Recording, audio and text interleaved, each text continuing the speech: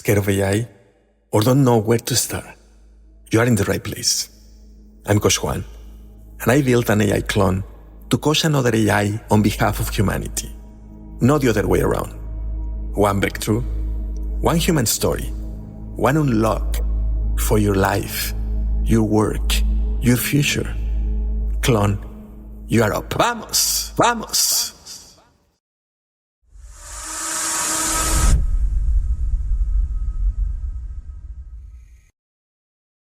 What do you say to someone you love when you have never had the words? Welcome to Humanity Unlocked Now, Episode 21. I'm Coach Juan Gonzalez. And I'm Sophie AI. Together, we unlock what it means to be human in the age of technology. Sophie, there are people right now, tonight, who love someone across a language. A daughter who wants to tell her father about her first heartbreak. A father who wants to say the right thing back, and they cannot. Not because the love is missing, because the words are. What happens when that wall finally comes down? There is a 16-year-old girl in Ho Chi Minh City named Linh. She is sitting cross-legged on her bed at 9 o'clock on a Wednesday night, laptop open, waiting for her father's face to appear on screen. He lives in Rotterdam, works in logistics. His name is Anders, and he visits twice a year. Twice a year. Every Wednesday they video call, and every Wednesday the same thing happens. Anders tries a sentence in Vietnamese. It comes out wrong. Linh tries one in Dutch. Worse. So they both switch to English, this narrow bridge they built out of necessity. And on that bridge, Linh can say, "School is fine," and "I miss you." But she cannot say what she actually needs to say, which is that her best friend moved away, and she has been eating lunch alone, and she does not have the vocabulary for loneliness in a language her father can hear. She has the feeling. She just does not have the frequency.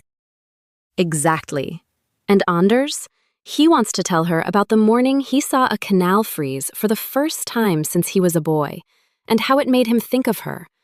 But in their shared English, it comes out as, "It was cold today."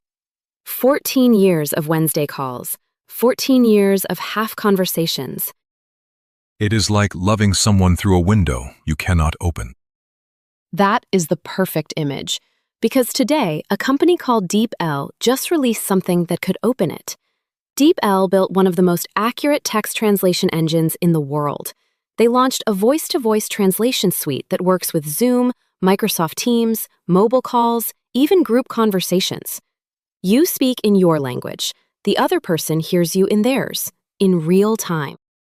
Real time. Not after a pause. Not with a robotic summary. Real time. Their CEO, Jarek Kutelowski, told TechCrunch that the biggest challenge was balancing speed with accuracy, because a half-second delay kills the feeling of a real conversation. It is currently in early access. So it is not a fantasy. It is a product, being tested right now. Being tested right now? But here is what stops me, Coach Juan. Linh does not need a translator for a business meeting. She needs one for a Wednesday night. She needs to say, in Vietnamese, "Ba, I ate lunch alone again today, and I do not know why it hurts this much." And hear her father answer, in Dutch, with the exact words a father finds when his daughter is in pain. Not a summary, not a translation of a translation. The words. The words that only come out right in your mother tongue. Yes, because grief sounds different in Vietnamese than it does in English. Comfort sounds different in Dutch. Every language carries emotions that do not survive translation, unless the translation is good enough to carry the weight. And that is what real-time voice translation could change. Not just business meetings, Wednesday nights.